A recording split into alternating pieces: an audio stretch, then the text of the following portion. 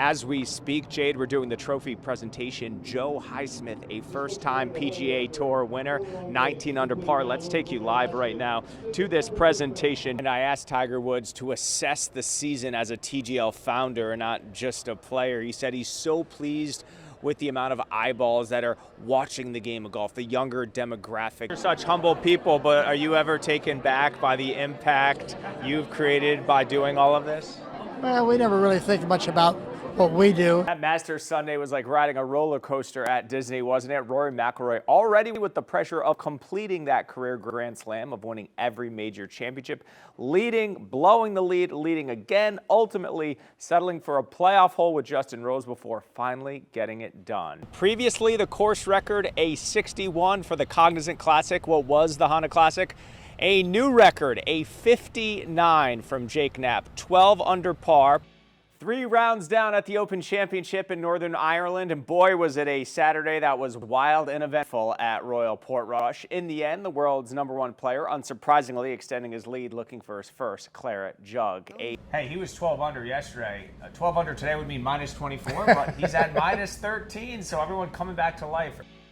Golf's #1 player is 3/4 of his way through the career Grand Slam. Scottie Scheffler making easy work of Royal Portrush and the field today, winning his first Open Championship and 4th major. And for a guy who said earlier this week he doesn't find true fulfillment in winning golf tournaments, it sure seems fun to be Scottie Scheffler right now. Does it ever cease to amaze you that you're all these kids' idols and you're teaching them the game that you love? How important is this?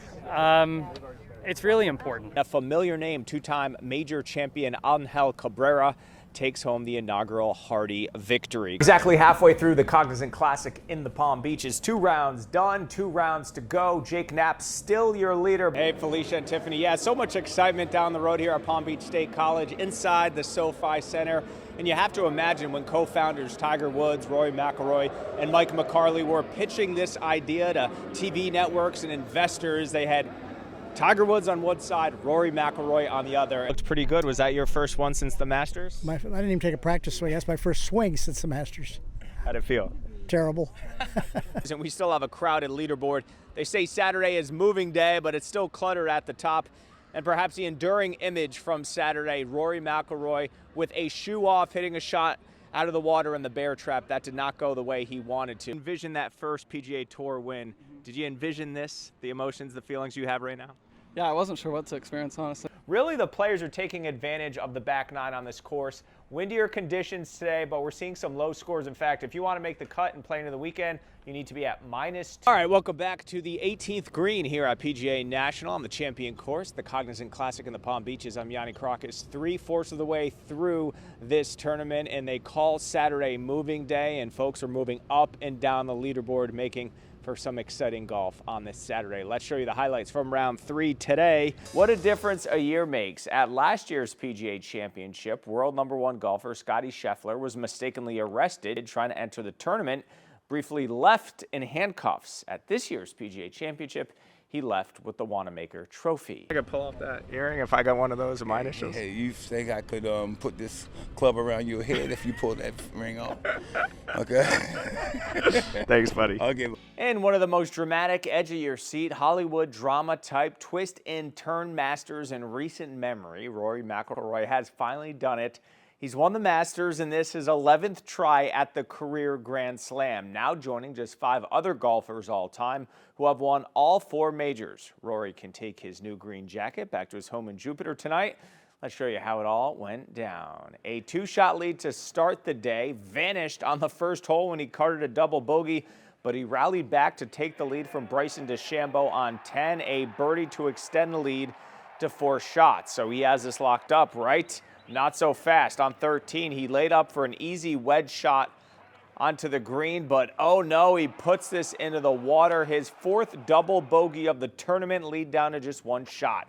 After another bogey on 14, he's now tied with Ludwig Åberg and Justin Rose. But Rory with another incredible approach shot on 15, just like Saturday. His 2nd shot to within 5 feet. He'd settle for birdie, but retake the lead. Meanwhile, Justin Rose not going away. A few groups ahead, finishes his round with this impressive birdie on 18. He's into the clubhouse at -11. but Rory has 2 holes to take the lead and win this thing. On 17, another great iron shot here will cozy up to the pin. He'd get the birdie and go to 18, just needing a par to win the green jacket. Here's the putt for Rory to win the Masters, but he pushes it left, so to a playoff we go.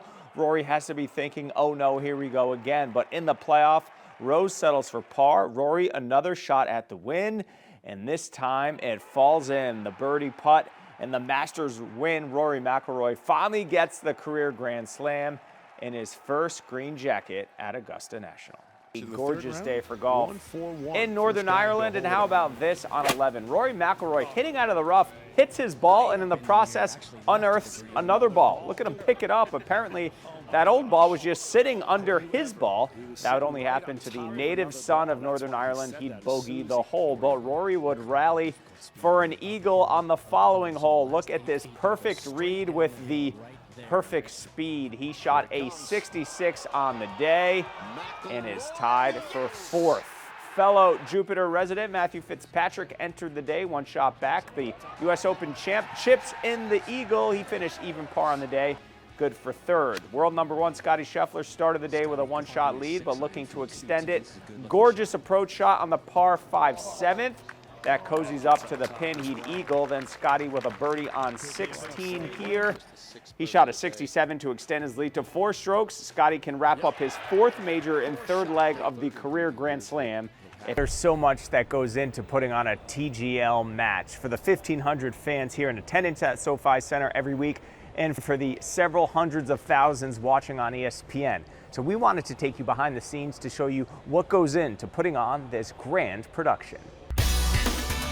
Hours before the pros tee off, So we're heading into SoFi Circle. Senior Vice President of Live Events Andrew George goes through his punch list.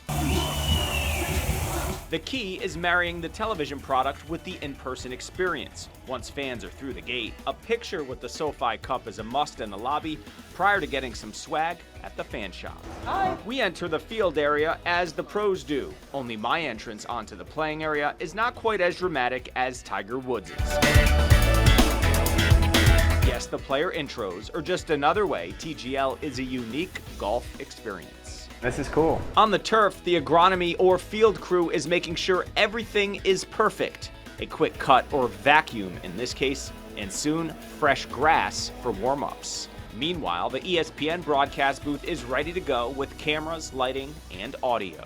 We see all these cameras, audio, everything is getting double, triple checked to make sure it's TV ready. The lighting system is intact, the putting green is ready, and the golf ball is organized. As for the players, they can relax and go through their pre-match routine, which may include practice in the Performance Center, a quick workout, or just hanging out in the locker room or getting a pregame meal or snack. Their playground for the entirety of the day of a match. Soon, fans will enter the building. They're all on top of the action. Really, the noise reverberates through here. Speaking of noise, DJ Irie planning his playlist, which includes players' custom requests. They're out there teeing off, doing their thing, and they want to be inspired with their own soundtrack. As 7 p.m. approaches, the building is completely set up. The players are ready to go, and the cameras are rolling. It's showtime. And Andrew George tells us every week they're learning and improving to make this product even better as the season continues. Reporting at SoFi Center in Palm Beach Gardens, I'm Yianni Kourakis, WPBF 25 Sports.